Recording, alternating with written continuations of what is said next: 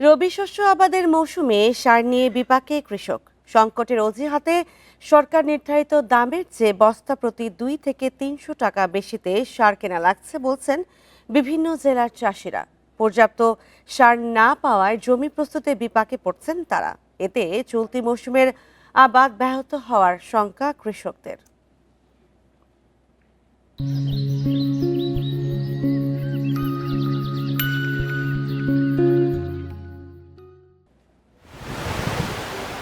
পেঁয়াজ, রসুন, আলু, সরিষা, কালোজিরা সহ বিভিন্ন রবি শস্য আবাদের সময় চলছে। এ সময় প্রয়োজন হয় ইউরিয়া, টিএসপি, ডিএপি ও এমওপি সার। তবে পর্যাপ্ত সার না পাওয়ায় বিভিন্ন জেলায় বিপাকে চাষিরা। জয়পুরহাট, ঠাকুরগাঁয়ে চলছে আলু রোপণ। কৃষকদের অভিযোগ, সরবরাহ কমের অজুহাতে সরকার নির্ধারিত দামে পাওয়া যাচ্ছে না কোনো সার।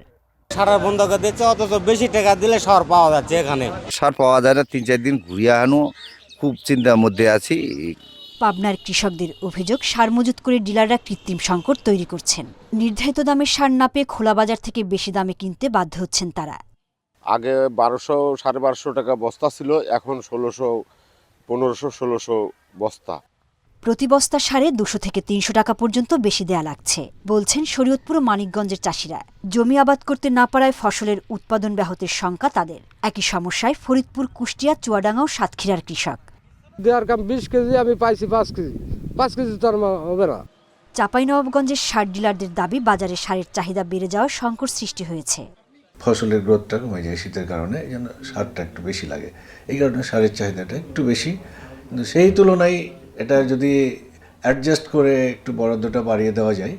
এদিকে নওগাঁয় কৃষি বিভাগ দাবি করছে, বর্তমানে যে পরিমাণ সার মজুত আছে তাদের রবি শস্য এবং আগামী ইরিবোরো মৌসুমে সারের সংকট হবে না। আলু করতে বা সরিষা করতে যে সার আমরা কৃষক অনুদান আছে, সেই সারটা আমরা নিয়ে যান। 2 মাস পরে বড় লাগলো, সেই সারটা এখন নিয়ে না। কারণ আমার এই সারটা বরাদ্দ রয়েছে শুধুমাত্র আলু এবং গম এবং আমাদের শস্য করার জন্য। সারের কৃত্রিম সংকট তৈরি করে বাড়তি দাম নেওয়া ও মজুতদারির বিরুদ্ধে কৃষি বিভাগ ব্যবস্থার কথা জানালেও বাজারে কোনো সুফল পাচ্ছেন না কৃষক।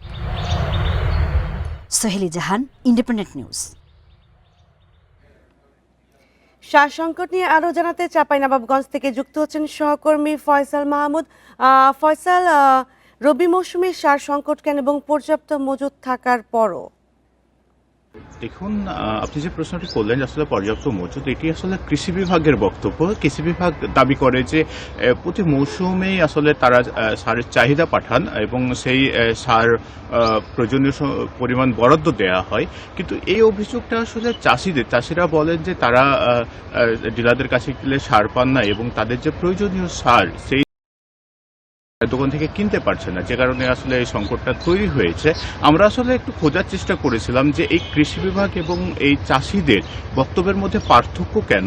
তো এই ক্ষেত্রে আসলে কৃষি বিভাগ যে বক্তব্যটি দিচ্ছেন যে তারা আসলে যে সারের চাহিদা পাঠান, সেই সার প্রয়োজনীয় পরিমাণ সারই আসলে বরাদ্দ হয় এবং প্রতি মাসেই সেই সারগুলো চাঁপাইনবাবগঞ্জের ডিলাররা নিয়ে আসেন।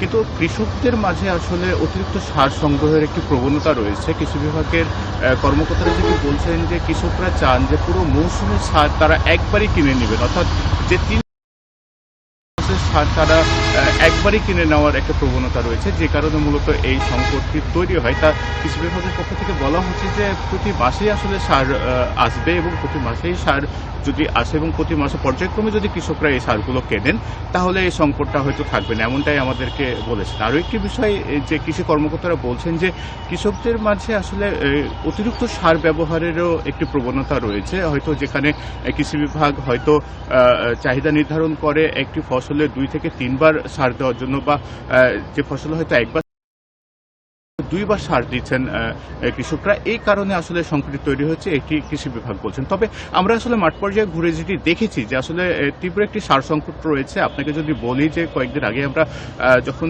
এই প্রতিবেদনটি প্রস্তুত করার জন্য বিভিন্ন মাঠে গিয়েছি এবং কৃষকদের সঙ্গে কথা বলেছি, তারা বলেছেন যে এখন যেহেতু গমে সার দেওয়ার প্রয়োজন, এছাড়াও সরিষা সহ রবি শস্যে সার দেওয়ার প্রয়োজন, তারা আসলে ডিলারের দোকানে ঘুরেও আসলে প্রয়োজনীয় সার পাচ্ছেন না। তবে একটি সংকট রয়েছে, এই হচ্ছে চাঁপাইনবাবগঞ্জের অবস্থা। সার সংকট নিয়ে চাঁপাইনবাবগঞ্জ থেকে জানাচ্ছিলেন সহকর্মী ফয়সাল মাহমুদ।